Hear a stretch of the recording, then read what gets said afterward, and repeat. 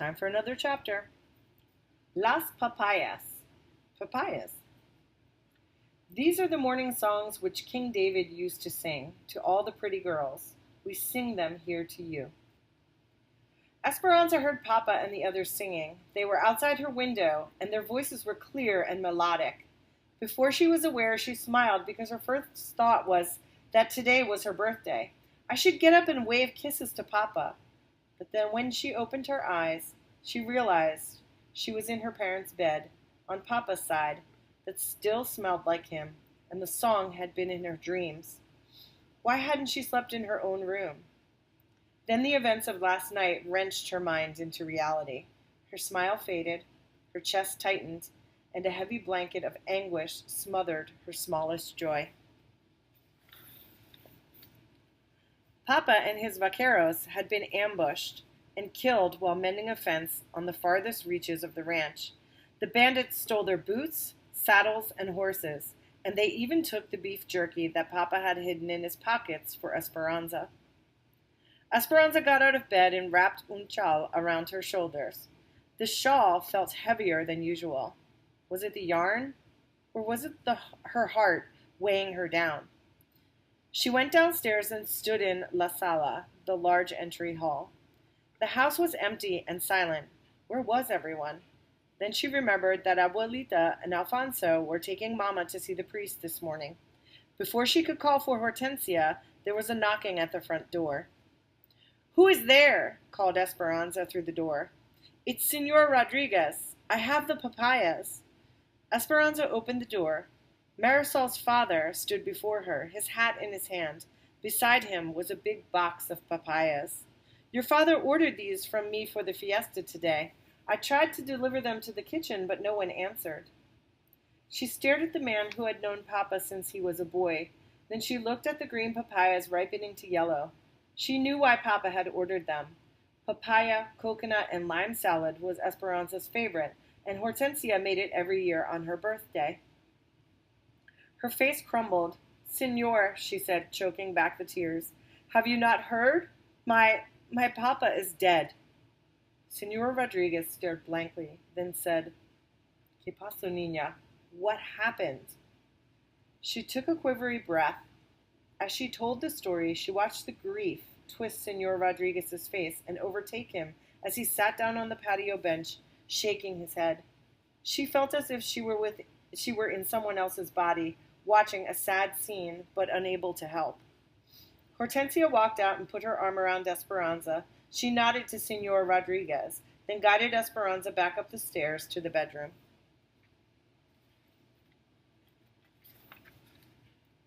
"He ordered the papayas," sobbed Esperanza. "I know," whispered Hortensia, sitting next to her on the bed and rocking her back and forth. "I know." The rosaries, masses, and funerals lasted 3 days. People whom Esperanza had never seen before came to the ranch to pay their respects. They brought enough food to feed 10 families every day, and so many flowers that the overwhelming fragrance gave them all headaches, and Hortensia finally put the bouquets outside. Marisol came with Senor and Senora Rodriguez several times. In front of the adults, Esperanza modeled Mama's refined manners, accepting Marisol's condolences, but as soon as they could, the two girls excused themselves and went to Esperanza's room, where they sat on her bed, held hands, and wept as one. The house was full of visitors and their polite murmurings during the day. Mama was cordial and attentive to everyone, as if entertaining them gave her a purpose. At night, though, the house emptied. The rooms seemed too big without Papa's voice to fill them, and the echoes of their footsteps deepened their sadness. Abuelita sat by Mama's bed every night and stroked her head until she slept. Then she would come around to the other side and do the same for Esperanza. But soon after, Esperanza often woke to Mama's soft crying, or Mama woke to hers, and then they held each other without letting go until morning. Esperanza avoided opening her birthday gifts. Every time she looked at the packages, they reminded her of the happy fiesta she was supposed to have. One morning, Mama finally insisted, saying Papa would have wanted it. Abuelita handed Esperanza each gift, and Esperanza methodically opened them and laid them back on the table. a white purse for Sundays, with a rosary inside from Marisol, a rope of blue beads from Chita, the book Don Quixote from Abuelita, a beautiful embroidered dresser scarf from Mama for someday. Finally, she opened the box she knew was the doll. She couldn't help thinking that it was the last thing Papa would ever give her. Hands trembling, she lifted the lid and looked inside the box. The doll wore a fine white batiste dress and a white lace mantilla over her black hair. Her porcelain face looked wistfully at Esperanza with enormous eyes. "Oh, she looks like an angel," said Abuelita, taking her handkerchief from her sleeve and blotting her eyes. Mama said nothing but reached out and touched the doll's face. Esperanza couldn't talk. Her heart felt so big and hurt so much that it crowded out her voice. She hugged the doll to her chest and walked out of the room, leaving all of the other gifts behind. Tio Luis and Tio Marco came every day and went into Papa's study to take care of the family business. At first, they stayed only a few hours, but soon they became like La Calabosa, the squash plant in Alfonso's garden, whose giant leaves spread out, encroaching upon anything smaller. The uncles eventually stayed each day until dark, taking all of their meals at the ranch as well. Esperanza could tell that Mama was uneasy with their constant presence. Finally, the lawyer came to settle the estate. Mama, Esperanza, and Abuelita sat properly in their black dresses as the uncles walked into the study. A little too loudly, Tio Luis said, "Ramona, grieving does not suit you. I hope you will not wear black all year." Mama did not answer, but maintained her composure. They nodded to Abuelita, but, as usual, said nothing to Esperanza. The talk began about bank loans and investments. It all seemed so complicated to Esperanza, and her mind wandered.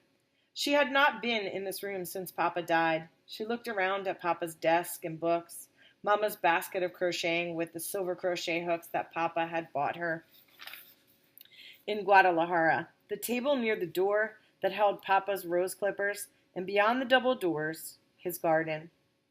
Her uncle's papers were strewn across the desk. Papa never kept his desk that way. Tio Luis sat in Papa's chair as if it was his own. And then Esperanza noticed the belt buckle. Papa's belt buckle on Tio Luis's belt. It was wrong. Everything was wrong. Tio Luis should not be sitting in Papa's chair. He should not be wearing Papa's belt buckle with the brand of the ranch on it. For the 1,000th time, she wiped the tears that slipped down her face, but this time they were angry tears. A look of indignation passed between Mama and Abuelita. Were they feeling the same? "Ramona," said the lawyer, "your husband Sixto Ortega left this house and all of its contents to you and your daughter. You will also receive a yearly income from the grapes. As you know, it is not customary to leave land to women, and since Luis was the banker on the loan, Sixto left the land to him." "Which makes things rather awkward," said Tio Luis. "I am the bank president and would like to live accordingly. Now that I own this beautiful land, I would like to purchase the house from you for this amount." He handed Mama a piece of paper. Mama looked at it and said, "This is our home. My husband meant for us to live here, and the house, it's worth 20 times this much. So no, I will not sell. Besides, where would we live?" "I predicted you would say no, Ramona," said Tio Luis, "and I have a solution to your living arrangements. A proposal, actually. One of marriage." "Who is he talking about?" thought Esperanza. "Who would marry him?" He cleared his throat. "Of course, we would wait the appropriate amount of time out of respect for my brother. 1 year is customary, is it not? Even you can see that with your beauty and reputation and my position at the bank, we could be a very powerful couple. Did you know that I, too, have been thinking about entering politics? I'm going to campaign for governor. And what woman would not want to be the governor's wife?" Esperanza could not believe what she heard. Mama marry Tio Luis? Marry a goat? She looked wide-eyed at him, then at Mama. Mama's face looked as if it were in terrible pain. She stood up and spoke slowly and deliberately. "I have no desire to marry you, Luis, now or ever. Frankly, your offer offends me. Tio Luis's face hardened like a rock, and the muscles twitched in his narrow neck. You will regret your decision, Ramona. You must keep in mind that this house and those grapes are on my property. I can make things difficult for you, very difficult. I will let you sleep on the decision, for it is more than generous. Tio Luis and Tio Marco put on their hats and left. The lawyer looked uncomfortable and began gathering documents. Vultures, said Abuelita. Can he do this? Asked Mama. Yes, said the lawyer. Technically, he is now your landlord.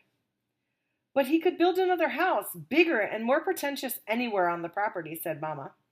It is not the house he wants, said Abuelita. It is your influence he wants. People in this territory loved Sixto and respected you. With you as his wife, Luis could win any election. Mama stiffened. She looked at the lawyer and said, Please, officially relay this message to Luis.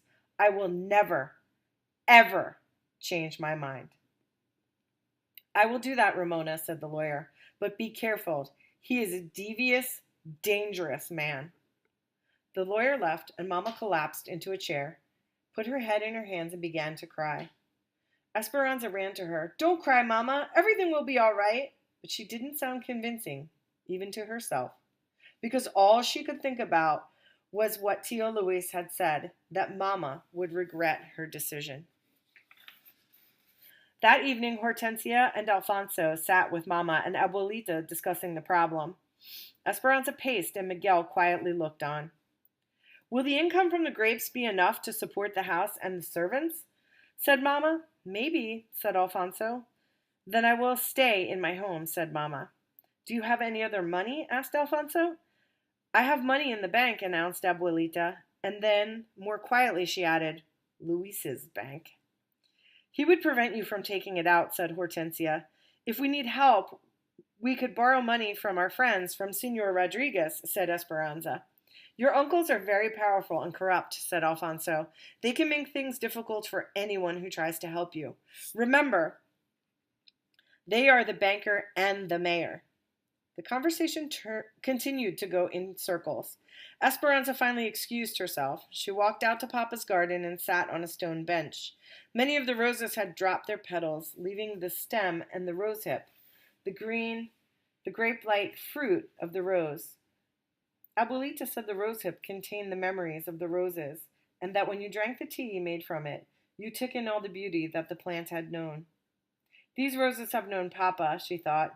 She would ask Hortensia to make rosehip tea tomorrow. Miguel found her in the garden and sat beside her. Since Papa died, he had been polite but still had not talked to her. Anza, he said, using her childhood name. Which rose is yours?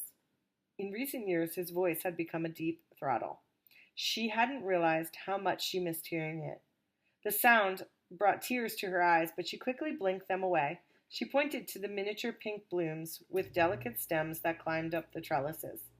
And where is mine? Asked Miguel, nudging her like he did when they were younger, and told each other everything.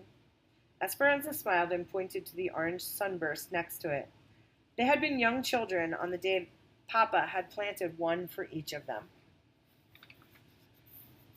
What does it all mean, Miguel? There are rumors in the town that Luis intends to take over the ranch, one way or another. Now that it seems true, we will probably leave for the United States to work. Esperanza shook her head as if to say no. She could not imagine living without Hortensia, Alfonso, and Miguel. My father and I have lost faith in our country. We were born servants here, and no matter how hard we work, we will always be servants. Your father was a good man. He gave us small pieces of land and a cabin, but your uncles, you know their reputation. They will take it all away and treat us like animals. We will not work for them.